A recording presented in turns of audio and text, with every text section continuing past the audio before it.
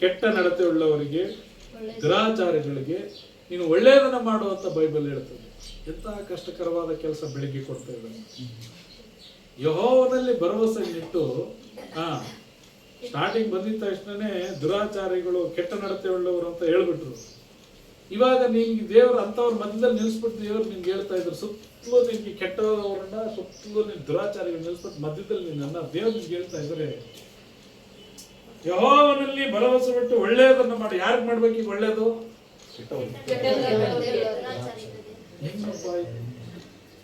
ನಿಮ್ಗೆ ಇದು ಡೈಜೆಸ್ಟ್ ಆಗ್ತದೆ, ಜೀರ್ಣ ಆಗ್ತದ? ಇದು ಬಹಳ ಕಷ್ಟಕರವಾದಂತ ವಿಷಯ. ಇನ್ನೊಂದ್ಸಾರಿ ಕೋಪ ಕಣ್ಣೆಲ್ಲ ಕೆಂಪಗಾಗಿ ಹೋಗ್ತದೆ. ಇನ್ನೊಂದ್ಸಾರಿ ಕೋಪ ಹಲ್ಲುಗಳೆಲ್ಲ ಕಟಕಟ ಅಂತೇಳಿ ಕಚ್ತಾ ಇರ್ತದೆ. ಇನ್ನೊಂದ್ಸಾರಿ ಕೋಪ ಕಣ್ಣುಗುಡ್ಡೆಗಳೆಲ್ಲ ಆಚೆ ಬಂದ್ಬಿಡೋ ತರ ಇರ್ತದೆ. ಒಂದ್ಸಾರಿ ಕೋಪಕ್ಕೆ ಅವ್ರ ಮೈಯೆಲ್ಲ ವೈಬ್ರೇಷನ್ ಆಗ್ತಾ ಇರ್ತದೆ, ಕೆನ್ನೆಗಳೆಲ್ಲ ಅದರ್ತಾ ಇರ್ತವೆ, ತಲೆ ಕೂದಲೆಲ್ಲ ಹೀಗೆ ನಿಂತ್ಕೊಂಡ್ಬಿಡ್ತದೆ, ಸಿಂಹಕ್ಕೆ ನಿಂತ್ಕೊಂಡಂಗೆ ಹಂಗಾಗ್ತದೆ. ಅವೆಲ್ಲ ಆಗೋದು ಸಹಜ ಅಂತೇಳಿ ಬೈಬಲ್ ಹೇಳ್ತಾ ಇದೆ. ಆದ್ರೆ ಅದಾಗೋದಕ್ಕೆ ಬಿಡಬೇಡ ಅಂತ ದೇವರು ಹೇಳ್ತಾರೆ. ಅದರಾಗೋದಕ್ಕೆ ನೀನು ಅವಕಾಶವನ್ನ ಕೊಡಬೇಡ. ಆಗ ಯೆಹೋವನಲ್ಲಿ ದೇಶದಲ್ಲಿ ವಾಸವಾಗಿದ್ದ ನಂಬಿಕೆಯನ್ನು ನೀನು ಅನುಸರಿಸು. ನಿನ್ನ ಒಳಗಡೆ ಬಂದು ನಂಬಿಕೆ ಇರಲಿ. ದುಷ್ಟರಿಂದ, ದುರಾಚಾರಿಗಳಿಂದ ಈ ಜಗತ್ತಿಗೆ ಏನೂ ಆಗಲ್ಲ. ದೇವರ ಮಕ್ಕಳಿಗೆ ವಿಶೇಷವಾಗಿ ಏನು ಮಾಡೋದಕ್ಕಾಗುವುದಿಲ್ಲ. ಅದಕ್ಕೆ ದೇವರ ವಾಕ್ಯ ಹೇಳ್ತದೆ, ಇಸ್ರಾಯೇಲರಿಗೆ ವಿರುದ್ಧವಾದ ಮಾಟವಿಲ್ಲ, ಯಾಕೋಬಿಗೆ ವಿರುದ್ಧವಾದಂತ ಯಾವ ಮಂತ್ರವು, ಮಾಟವು, ಶಕುನವು ಫಲಿಸುವುದಿಲ್ಲ ಅಂತ ಬೈಬಲ್ ಹೇಳ್ತದೆ. ನೀನು ನಂಬಿಕೆಯಿಂದ ಇರುವಾಗ ದೇಶದಲ್ಲಿ ನೀನು ವಾಸ ಮಾಡುವುದಕ್ಕೆ ದೇವರು ನಿಮಗೆ ಕೃಪೆಯನ್ನು ಅನುಗ್ರಹಿಸಿಕೊಡ್ತಾನೆ. ಆದರೆ ದುರಾಚಾರಿಗಳಾದರೂ ಮತ್ತೆ ಕೆಟ್ಟ ನಡತೆ ಉಳ್ಳವರಾದರೂ ಅವ್ರು ಏನಾಗ್ತಾರೆ ಅಂತ ಬೈಬಲ್ ಹೇಳ್ತದೆ, ಅವರು ಹುಲ್ಲಿನಂತೆ ಬಾಡಿ ಹೋಗ್ತಾರೆ. ನೀನೇ ಅದ್ರ ಮೇಲೆ ಬಂದ್ಬಿಟ್ಟು ಆಸಿಡ್ ಒಯ್ದು ಬಾಡ್ಸೋದಕ್ಕೆ ಹೋಗ್ಬೇಡ. ನೀನೇ ಅದ್ರ ಮೇಲೆ ಬಿಸಿ ಬಿಸಿ ಗಂಜಿ ಒಯ್ದು ಸುಟ್ಟೋಗ್ಲಿ ಅಂತೇಳಿ ಮಾಡೋದಕ್ಕೆ ಹೋಗ್ಬೇಡ. ನೀನೇ ಮದ್ದು ತಗೊಂಡ್ಬಿಟ್ಟು ಹುಲ್ಲಿಗೆಲ್ಲ ಸಿಂಪಡಣೆ ಮಾಡ, ಈಗ ಒಣಗೋಯ್ತು ಅಂತ ಅನ್ಬೇಡ. ಅದು ತಾನಾಗಿಯೇ ಒಣಗೋಗ್ತದೆ. ಕೆಟ್ಟವರು ತಾನಾಗೇ ಅವ್ರು ಕೆಟ್ಟ ಹೋಗ್ತಾರೆ. ಅವ್ರು ಮಾಡೋದನ್ನ ಮಾಡ್ಲಿ ಬಿಡು ಅಂತೇಳಿ ನಿನ್ನ ಪಾಡಿಗೆ ನೀನಿರು, ನಿನ್ನ ಪಾಡಿಗೆ ನೀನಿರು ಅಂತಂತನೂ ದೇವರು ಹೇಳಿ ಬಿಡ್ತಾ ಇಲ್ಲ. ಅವ್ರು ಒಳ್ಳೆಯದನ್ನ ಮಾಡುವಂತ ಬೈಬಲ್. ಹೇಗೆ ಇದು ಸಾಧ್ಯ? ಸಾಧ್ಯ ಇದೆಯಾ? ಆಗ್ತದ?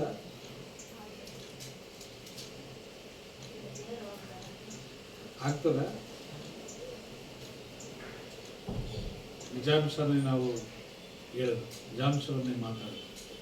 ಅದಕ್ಕೆ ಅಂತ ಅಂದ್ಬಿಟ್ಟಿದ್ದೆ ಮೊಸಳೆ ಫಾಸ್ಟ್ ಹೇಳಿದ್ರು ಅಂತೇಳಿ ಮೊಸಳೆಗೆ ಒಳ್ಳೇದು ಮಾಡೋದಕ್ಕೆ ನೀರೊಳಗೆ ಅದಕ್ಕೆ ಒಂದು ಸ್ವಲ್ಪ ಆನಂದ ತೈಲವನ್ನು ಹಚ್ಚಿ ನೀನು ಸುಖವಾಗಿರು, ನೀನು ಚೆನ್ನಾಗಿರು, ದೇವರು ಪ್ರೀತಿ ಮಾಡೋದಕ್ಕೆ ಹೇಳಿದ್ದಾರೆ ಅಂತೇಳಿ ಅಲ್ಲೋಗ್ಬಿಟ್ಟು ಪ್ರೀತಿ ಮಾಡೋದಕ್ಕೆ ಹೋದ್ರೆ ನಿನ್ನ ಕೈಯ ಕಾಲ ಕಟ್ಟದ್ದು ತಿನ್ಕೊಂಡ್ಬಿಡ್ತಾರೆ.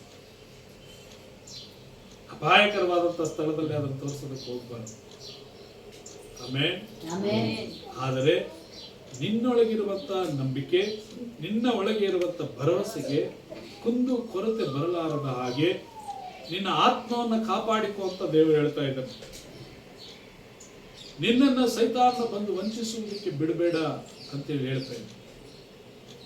ಅದಕ್ಕೆ ನಾನು ಒಬ್ಬ ಪಾಸ್ಟ್ರು ಮೈಸೂರಿಂದ ಆಚೆ ಹುಣಸೂರಿಗೆ ಹೋದ ವಾರ ಟ್ರೈನಲ್ಲಿ ಬರ್ತಾ ಇದ್ದೆ. ಆ ಪಾಸ್ಟ್ರು ಕೆಲವರು ಗುಣಲಕ್ಷಣಗಳನ್ನ ನನ್ನ ಬಳಿಯಲ್ಲಿ ಹೇಳ್ತಾ ಹೇಳ್ತಾ ಹೇಳ್ತಾ, ಹೇಗೆ ಪಾಸ್ಟ್ರು ಒಂದೇ ಒಂದಾದ್ರೂ ದೇವರ ಗುಣ ಅಂತಕ್ಕಂಥದ್ದು ದೇವರ ಹತ್ರ ನಾನು ಅವ್ರಿಗೆ ಎಷ್ಟೋ ಒಳ್ಳೆಯದನ್ನ ಮಾಡಿದ್ದೀನಿ. ಆದರೆ ಇವತ್ತು ಅವ್ರು ನನಗೆ ಕೇಡು ಮಾಡೋದಕ್ಕೆ ಬಯಸ್ತಾರಲ್ಲ, ಕೆಡುಕು ಮಾಡೋದಕ್ಕೆ ಬಯಸ್ತಾರಲ್ಲ.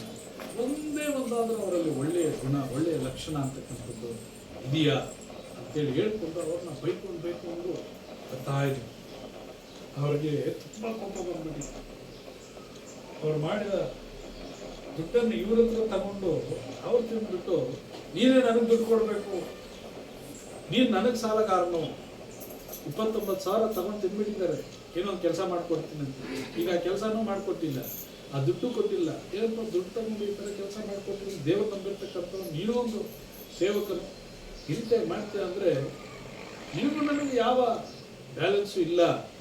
ಅದರಿಂದ 29,000 ರೂಪಾಯಿ ನೀನೆಲ್ಲ ನನಗೆ ಕೊಟ್ಟೆ, ನೀನೇ ನನಗೆ ಸಾಲಗಾರನು, ನೀನು ನನಗೆ ಕೊಡ್ಬೇಕು ಅಂತ ನಾನು. ಇವಾಗ ಹೊಟ್ಟೆ ಉರಿತದ ಇಲ್ಲ, ಕೋಪ ಬರ್ತದ ಇಲ್ಲ,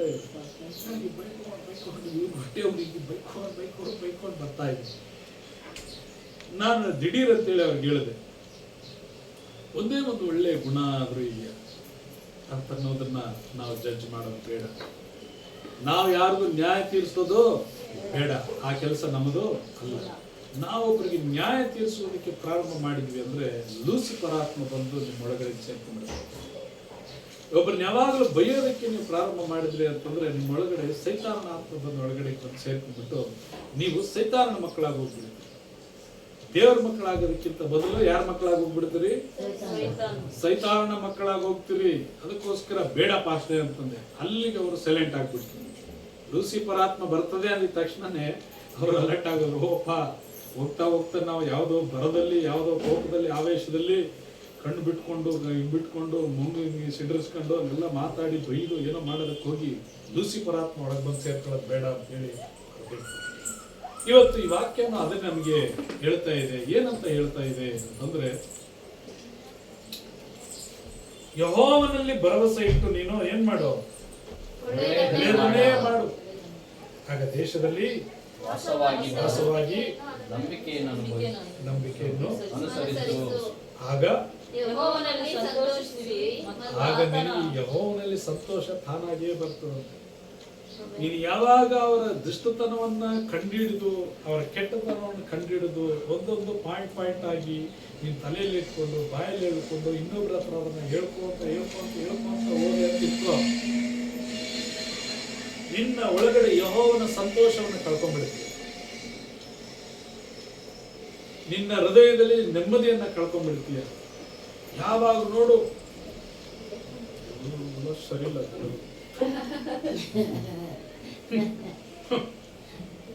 ನಿಮ್ಮ ಮಕ್ಕ ಹಂಗಾಗಿ ಹೋಗ್ಬಿಡ್ತದ. ಆಮೇಲೆ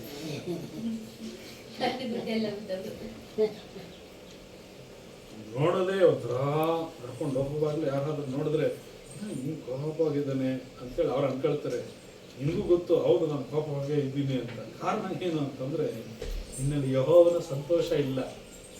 ಮಾಡೋ ಕೃತಿಗಳನ್ನೆಲ್ಲ ನೀನು ತಲೆಗೆ ಹಚ್ಚ ಸಂತೋಷ ಇಲ್ಲ ಅಂತಂದ್ರೆ ಏನಾಗ್ತದೆ ಅಂತಂದ್ರೆ, ನೀ ತಿನ್ನೋದು ಊಟ ಜೀರ್ಣ ಎಲ್ಲ ಇದ್ರೂ ಏನೋ ಇಲ್ಲದ ಹಾಗೆ ನಿನಗೆ ಒಂದು ಭಾಸವಾಗ್ತದೆ.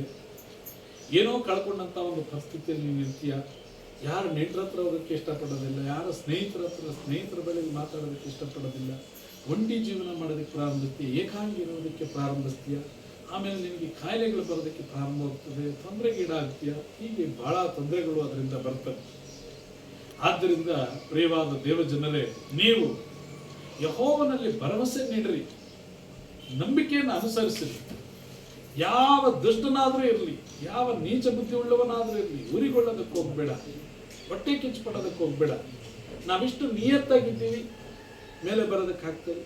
ಅವ್ರು ಎಷ್ಟು ಯಾವಾಗಲೂ ಅವ್ರು ಮಾಡೋದು ಎಲ್ಲರಿಗೂ ಗೊತ್ತು, ಕೆಟ್ಟವರು, ಕೆಟ್ಟ ನೀಚವರು, ಅವ್ರ ಹೃದಯ ಚೆನ್ನಾಗಿಲ್ಲ, ಅವ್ರ ನಡತೆ ಚೆನ್ನಾಗಿಲ್ಲ, ಎಲ್ಲ ಯಾವಾಗಲೂ ಮೋಸನೇ, ಅನ್ಯಾಯನೇ. ಆದ್ರೂ ಅಭಿವೃದ್ಧಿ ಆಗ್ತಾ ಇದ್ದಾರೆ, ಆದ್ರೂ ಅವ್ರ ಎತ್ತರಕ್ಕೆ ಬೆಳೀತಾನೆ ಇದ್ದಾರೆ. ನಾನು ನಿಯತ್ತಾಗಿದ್ದೀನಿ, ಯಾರಿಗೂ ಅನ್ಯಾಯ ಮಾಡುವನಲ್ಲ, ಮೋಸ ಮಾಡುವನಲ್ಲ, ಯೆಹೋವನಲ್ಲಿ ಭರವಸೆ ಇಟ್ಟಿದ್ದೀನಿ, ಯೆಹೋವನಲ್ಲಿ ನಂಬಿಕೆ ಇಟ್ಟಿದ್ದೀನಿ, ನಾನು ಹಿಂಗೇ ಇದ್ದೀನಲ್ಲ, ನಾನು ಅಭಿವೃದ್ಧಿ ಆಗಕ್ಕಾಗಿಲ್ವಲ್ಲ ಅಂತೇಳಿ ನಿಮ್ಗೆ ಅನ್ಕೊಂಡ್ರೆ, ದೇವರು ಹೇಳ್ತಾ ಇದ್ದಾನೆ, ನಾನು ನಿನ್ನ ಹೃದಯದಲ್ಲಿ ನನ್ನ ಸಂತೋಷವನ್ನು ನೀಡುವೆನು. ಹಲ್ಲೆಲೂಯಾ. ಏನನ್ನ ನೀಡ್ತಾರಂತ ದೇವರು ನಿನ್ನ ಹೃದಯದಲ್ಲಿ? ಸಂತೋಷಕ್ಕಿಂತಲೂ ಮಿಗಿಲಾದದ್ದು ಯಾವುದೂ ಇಲ್ಲ ಈ ಪ್ರಪಂಚದಲ್ಲಿ. ಏನ್ ಬೇಕಾದ್ರೂ ದುಡ್ಡು ಕೊಟ್ಟರೆ ಸಿಗ್ತದೆ, ಆದ್ರೆ ಸಂತೋಷ ಎಲ್ಲಾದ್ರೂ ದುಡ್ಡು ಕೊಟ್ಟು 1 kg ಸಂತೋಷ ಕೊಡಿ ಅಂತೇಳಿ ಯಾವ್ದಾರು ಅಂಗಡಿಯಲ್ಲಿ ಬೇಕರಿಯಲ್ಲಿ ಅವನಲ್ಲಿ ಭರವಸೆ ಇಡಬೇಕು, ಒಳ್ಳೇದನ್ನೇ ಮಾಡ್ತಾ ಇರಬೇಕು. ಆಮೆನ್.